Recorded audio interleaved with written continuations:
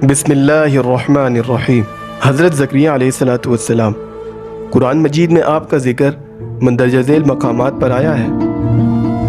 پارہ نمبر 3 سورہ آل عمران، پارہ نمبر 7 سورۃ الانعام، پارہ نمبر 16 سورہ مریم، پارہ نمبر 17 سورۃ الانبیاء۔ سورہ انعام میں تو صرف نام کا ذکر کیا گیا، باقی صورتوں میں مختصر تذکرہ منقول ہے۔ آپ کے والد ماجد کے نام کے بارے میں اصحاب سیر کے مختلف اقوال ہیں، ان میں سے کوئی قول بھی باوثوق نہیں کہا جاتا کہ آپ حضرت سلیمان علیہ السلام بن داؤد علیہ السلام کی اولاد میں سے ہیں۔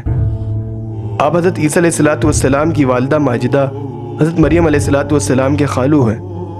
بشیر بن اسحاق نے المبتدا میں نقل کیا کہ حضرت زکریا علیہ السلام کی بیوی عائشہ اور حضرت مریم علیہ السلام کی والدہ حنہ دونوں حقیقی بہنیں تھیں۔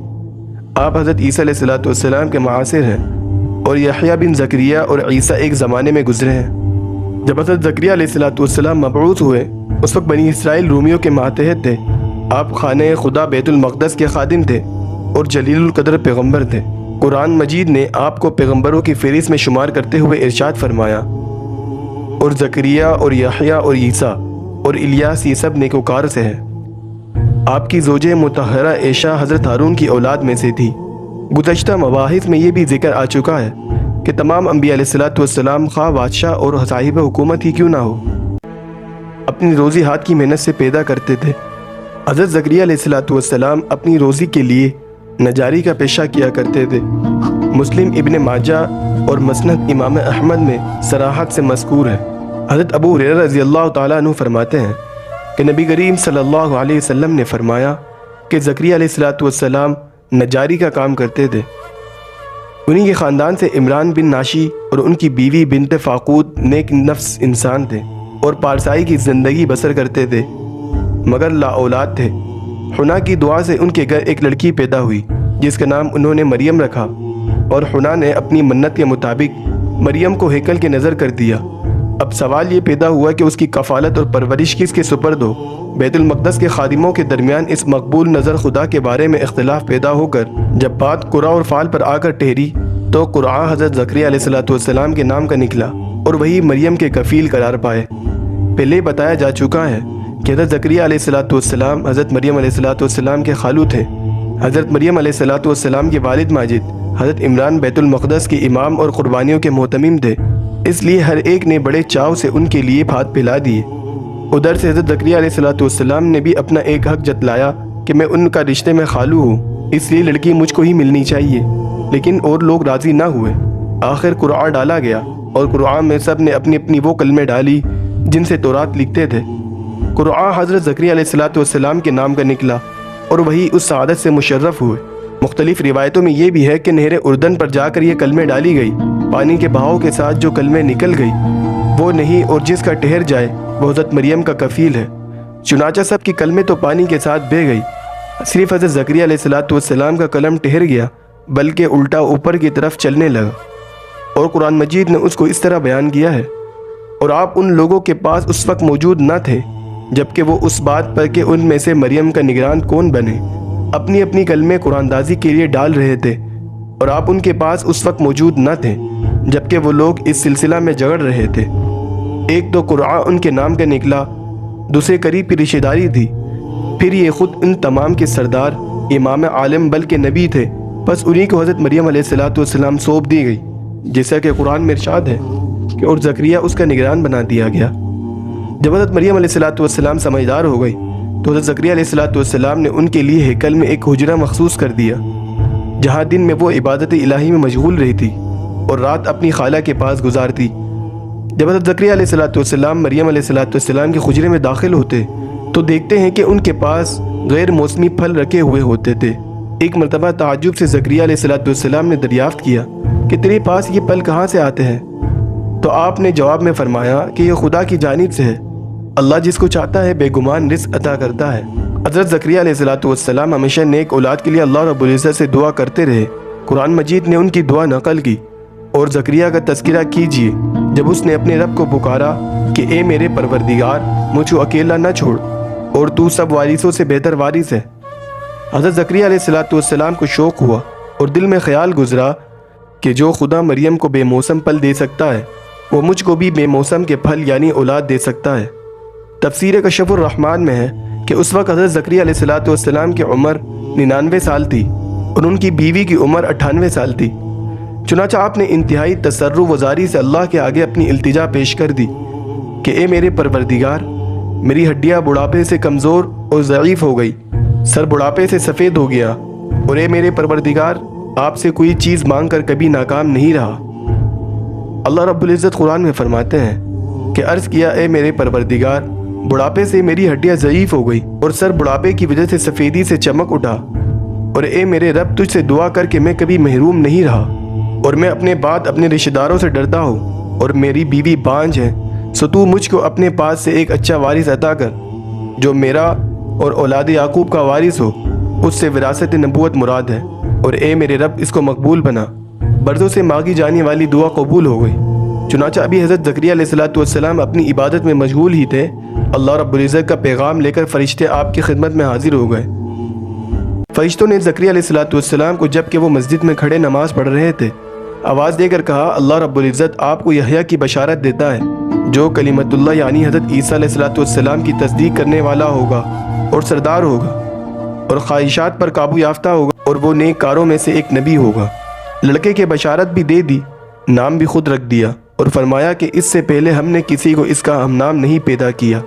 فرشتے نے ان پر ظاہر ہو کر بشارت دی کہ خدا تجھ کو ایسا فرزند دینا چاہتا ہے جس کا ہم نام تیرے خاندان میں کوئی نہیں، وہ بنی اسرائیل کا سردار ہوگا اور اس قوم کی خراب حالت کی اصلاح کرے گا اور حصور ہوگا، یعنی خدا کی طرف سے نفسانی خواہشات اور گناہ سے روکا جائے گا، اس کو ان چیزوں کی طرف از خود رغبت نہ ہوگی، اور نبی ہوگا اور پاک باز لوگوں میں سے ہوگا، اور کلمت اللہ یعنی حضرت عیسیٰ علیہ السلام کی تصدیق کرے گا۔ حضرت زکریا علیہ السلام یہ سن کر بہت خوش ہوئے اور تعجب دریافت کرنے لگے کہ یہ کیسے ہوگا، یعنی مجھ کو جوانی عطا ہوگی یا میری بیوی کا بانجھ پن کا مرض دور ہو جائے گا؟ فرشتے نے جواب دیا کہ اس قدر کہہ سکتا ہوں کہ حالات کچھ بھی ہو، آپ کے ہاں ضرور بیٹا پیدا ہوگا، کیونکہ خدا کا فیصلہ اٹل ہے، اور آپ کا خدا کہتا ہے کہ میرے لیے یہ بہت آسان ہے، یعنی جو طریقہ بھی چاہوں اختیار کروں، تجھ کو میں نے نیز ہست نہیں کیا۔ آپ زکریا علیہ السلام نے درگاہ الہی میں عرض کیا، خدایا ایسا کوئی نشان عطا کر کہ جس سے یہ معلوم ہو سکے کہ بشارت نے وجود کی شکل اختیار کر لی۔ اللہ رب العزت نے فرمایا کہ علامت یہ ہے کہ جب تم 3 دن تک بات نہ کر سکو اور صرف اشاروں سے ہی اپنا مطلب ادا کرو تو سمجھ لینا کہ بشارت نے وجود اختیار کر لیا، لیکن ان دنوں تم خدا کی تسبیح میں زیادہ مشغول رہنا۔ چنانچہ جب وہ وقت آ پہنچا تو زکریا علیہ السلام یاد خدا میں اور زیادہ منہمک ہو گئے، اور امت کو اشاروں سے یہ حکم دیا کہ وہ زیادہ سے زیادہ خدا کی یاد میں مشغول رہے، اور اس لیے کہ حضرت یحییٰ علیہ السلام کی ولادت کی بشارت حضرت زکریا علیہ السلام کے لیے باعث 100,000 مسرت تھی، اس طرح بنی اسرائیل کے لیے بھی کم خوشی کا باعث نہ تھی کہ حضرت زکریا علیہ السلام کا ایک صحیح جانشین اور علم و حکمت و نبوت کا سچا وارث عالم وجود میں آنے والا ہے۔ جب حضرت زکریا علیہ السلام کو اللہ رب العزت نے بذریعہ فرشتے کے خوشخبری دی، اس وقت متعجبانہ انداز میں حضرت زکریا علیہ السلام اور فرشتوں میں جو مکالمہ ہوا، قرآن مجید نے کچھ اس طرح نقشہ کھینچا ہے۔ عرض کی کہ اے میرے رب، مجھے لڑکا کیوں کر عطا ہوگا، حالانکہ میری بیوی بانجھ ہے اور میں بڑھاپے کے انتہائی درجہ کو پہنچ چکا ہوں۔ فرشتوں نے جواب دیا کہ فرمایا اس طرح ہوگا، تیرے رب نے کہا کہ یہ بات مجھ پر آسان ہے، اور میں اس سے پہلے خود تجھ کو پیدا کر چکا ہوں، حالانکہ تو کچھ بھی نہ تھا۔ گزشتہ مباحث میں یہ ذکر آ چکا ہے کہ انبیاء علیہ السلام کی جانب سے اس قسم کے سوالات کا یہ مطلب نہیں ہوتا کہ وہ خدا کی قدرت کاملہ کے بارے میں شک کرتے ہیں، بلکہ مقصود یہ ہوتا ہے کہ ان کو یہ بتا دیا جائے تو بہتر ہے قدرت الہی کا یہ کرشمہ کس نوعیت کے ساتھ وجود پذیر ہونے والا ہے۔ حضرت زکریا علیہ السلام کا سوال بھی اس نوعیت کا تھا۔ اس گفتگو کے بعد آپ نے اللہ رب العزت سے اس کی علامت طلب فرمائی۔ عرض کیا اے میرے رب، میرے لیے کوئی علامت مقرر کر دیجیے۔ فرمایا تیرے لیے یہ علامت ہے کہ تو 3 رات تک لوگوں سے کلام نہ کر سکے گا، حالانکہ تو صحیح سالم ہوگا۔ سورہ آل عمران میں ہے، تمہارے لیے یہ نشانی ہے کہ تم 3 دن تک سوائے اشارے کے کوئی بات نہ کر سکو گے۔ حضرت عبداللہ بن عباس رضی اللہ تعالی عنہ اور دوسرے علماء اس کی تفسیر فرماتے ہیں کہ ان کی زبان بغیر کسی مرض اور خرابی کے 3 دن بن گئی تھی، اور زید بن اسلم کہتے ہیں کہ ان کی زبان گنگ کے مریض سے پاک رہتے ہوئے 3 دن کے لیے بند ہو گئی تھی۔ قرآن کریم نے متعدد مقامات پر یہودیوں کی فتنہ سازیوں اور باطل کوششوں کی تفصیل بیان کرتے ہوئے کہا ہے کہ انہوں نے اپنے نبیوں کو بھی قتل کیے بغیر نہیں چھوڑا، جیسا کہ قرآن پاک میں ارشاد ہے، اور وہ پیغمبروں کو ناحق قتل کیا کرتے تھے۔ چنانچہ حضرت زکریا علیہ السلام نے بھی انہی ظالموں کے ہاتھوں شہادت پائی۔ حضرت وہب بن منبہ رضی اللہ تعالی عنہ کی ایک روایت ہے کہ یہود نے جب حضرت یحییٰ علیہ السلام کو شہید کر دیا تو حضرت زکریا علیہ السلام کی طرف متوجہ ہوئے کہ ان کو بھی قتل کریں۔ حضرت زکریا علیہ السلام نے جب دیکھا تو وہ بھاگے تاکہ وہ ان کے ہاتھ نہ لگ سکے۔ سامنے ایک درخت آ گیا اور اس کے شگاف میں گھس گئے۔ یہودی تعاقب کر رہے تھے، انہوں نے جب دیکھا کہ آپ درخت کے اندر موجود ہیں تو انہوں نے درخت پر آرا چلا دیا۔ جب آرا حضرت زکریا علیہ السلام کے جسم پر پہنچا تو خدا کی طرف سے وحی آئی، اگر تم نے آوازاری کی ہم یہ سب زمین تہ و بالا کر دیں گے، تباہ و برباد کر دیں گے، اور اگر تم نے اس پہ صبر سے کام لیا تو ہم بھی یہود پر فوراً اپنا غضب نازل نہ کریں گے۔ چنانچہ حضرت زکریا علیہ السلام نے صبر سے کام لیا اور اف تک نہ کیا، اور یہود نے درخت کے ساتھ ان کے 2 ٹکڑے کر دیے۔ انا للہ و انا الیہ راجعون۔ ناظرین دیکھیں، یہودی ایک فتنہ ساز قوم ہے۔ گزشتہ واقعات آپ کے سامنے ہیں کہ وہ کس طرح فلسطین کے مظالم مسلمانوں پر ظلم ڈال رہے ہیں۔ اللہ رب العزت سے فلسطین کے مسلمان بھائیوں کے لیے دعا کرتے رہے کہ اللہ رب العزت ان کو اپنے حفظ و امان میں رکھے۔ ربنا تقبل منا انک انت السمیع العلیم۔ ناظرین، آج ہمارا زکریا علیہ السلام کا قصہ مکمل ہوا۔